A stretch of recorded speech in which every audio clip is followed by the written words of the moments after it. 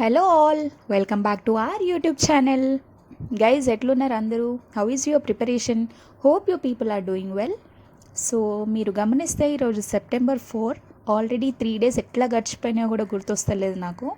Rains, పోలాల festival దీంట్లోనే అయిపోయింది మొత్తం. ఇంకా ఈ 2 to 3 days కూడా రెయిన్స్ ఉంటున్నాయి అని అంటున్నారు. చూడాలి, ఈ 2-3 days కూడా వేస్ట్ అయిపోతాయా, లేకపోతే మరి మనం ప్రొడక్టివ్గా యూటిలైజ్ చేసుకుంటామా అనేది. వాంటెడ్లీ బ్రేక్స్ తీసుకోకుండా ఇట్లా న్యాచురల్గా కొన్ని డిస్టర్బెన్సెస్ వస్తూ ఉంటాయి. ఇంకా తప్పదు, ఏదున్నా యాక్సెప్ట్ చేయాల్సిందే, అడ్జస్ట్ అవ్వాల్సిందే. సో రెయిన్స్ పడ్డప్పుడు పవర్ కట్ ఉంటుంది, నెట్వర్క్ సరిగ్గా ఉండదు. కాబట్టి వీలైనంత వరకు మీ ప్రొడక్టివ్ టైంని డేలో పెట్టుకోవడానికి ట్రై చేసుకోండి.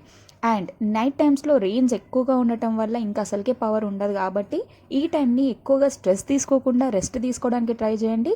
ఆర్ కళ్ళు మూసుకొని మీరు డే మొత్తం చదివిన కంటెంట్ని రివైజ్ చేసుకోండి.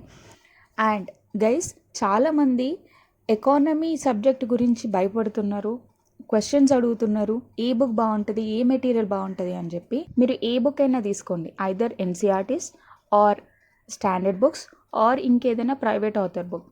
కానీ మీరు ఎఫర్ట్స్ పెట్టాల్సింది చాలా ఉంటుంది. ఇది ఎందుకు చెప్తున్నా అంటే, గమనించండి మీరే. బడ్జెట్ మనకు కావాల్సింది ఇంటరీమ్ అండ్ ఆల్సో మొన్న రీసెంట్గా రిలీజ్ చేసిన budget. Socio economic outlook India and Telangana, ఈ బడ్జెట్ ఇండియా అండ్ తెలంగాణ, ఇవి రెండు మనకి చాలా ఇంపార్టెంట్. దీన్ని స్కిప్ చేయలేము అస్సలకే. ఇంకోటి, మనకి కొన్ని 3 సెక్షన్స్ ఉన్నాయి. అంటే అగ్రికల్చర్ సెక్టార్ గురించి, ఇండస్ట్రియల్ సెక్టార్ గురించి, సర్వీస్ సెక్టార్ గురించి సపరేట్గా కంటెంట్ మెన్షన్ చేసి ఉంది మనకి సిలబస్లో. అవి చదవాలి అంటే మనకు బేసిక్స్ కావాలి కదా. ఆ బేసిక్స్ ఎక్కడి నుండి వస్తాయి? ఎన్సీఆర్టీస్ నుండి వస్తాయి.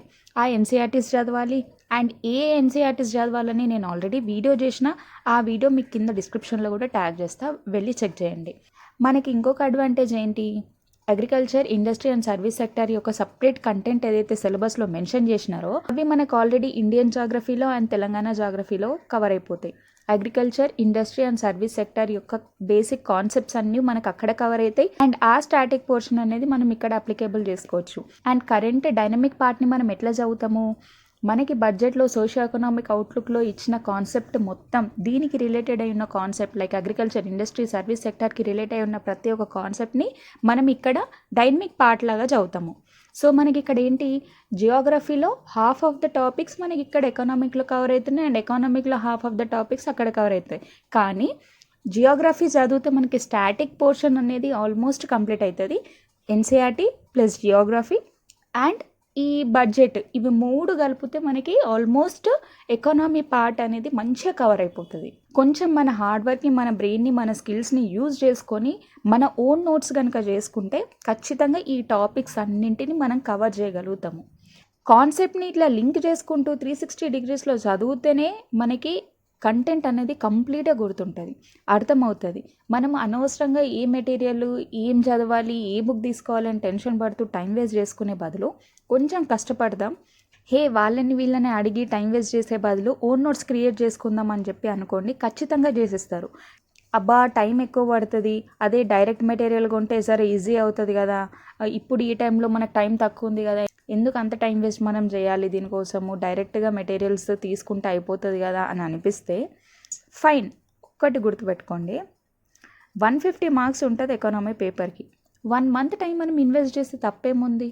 దట్ టు ఓన్గా మనము రీసెర్చ్ చేసి నోట్స్ రాసుకుంటే ఆటోమేటిక్గా మనకు గుర్తుంటుంది, ఆ కాన్సెప్ట్ మనకి క్రిస్టల్ క్లియర్గా అర్థమైపోతుంది, కనిపిస్తుంది అని అన్నప్పుడు 1 month టైం లాస్ అయితే కూడా తప్పేముంది?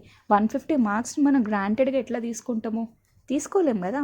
సో ఖచ్చితంగా చదవడం వల్ల, నోట్స్ ఓన్గా ప్రిపేర్ చేయడం వల్ల మనకి బెనిఫిట్సే తప్ప అస్సలు లాస్ లేదు. పోతే 1 month పోని, కష్టపడ్డదానికి రిజల్ట్ ఖచ్చితంగా వస్తుంది ఫర్ ష్యూర్. అండ్ మన ఓన్ నోట్స్ క్రియేట్ చేసుకోవడం వల్ల కాన్సెప్ట్స్ మనకి మంచిగా అర్థమైపోతాయి, మంచిగా గుర్తుంటాయి. So I'm repeating it again, please don't waste your time in search of materials. చాలామంది ఎకానమీ చదివేసి రివైజ్ చేసేసి ఉన్నారు. మనం ఇంకా బుక్స్, మెటీరియల్స్ అనుకుంటూ ఉంటే రేస్లో లేనట్టే అవుతుంది. అందుకే హంటర్స్ అండ్ గ్యాదరర్స్ అవ్వండి. టాపిక్ని హంట్ చేసి, సర్చ్ చేసి, గ్యాదర్ చేసి నోట్స్ రాయండి. Yes, you can do it. And ఈ వీడియో మొన్న పోలాల ఫెస్టివల్ రోజు తీసిన, ఇంటి ముందరికి ఎడ్లు వచ్చినాయి, చాలా బాగుంటుంది, మంచి అనిపిస్తుంది. మార్నింగ్ నుండే పూజలు అవన్నీ చేస్తారు. మార్నింగ్ మేము బూరెలు అంటాము, చాలామంది పోలే అంటారు. సో అట్లా అవి ప్రసాదాలు చేసేసి ఆ రోజు డే మొత్తం ఫాస్టింగ్ ఉంటారు.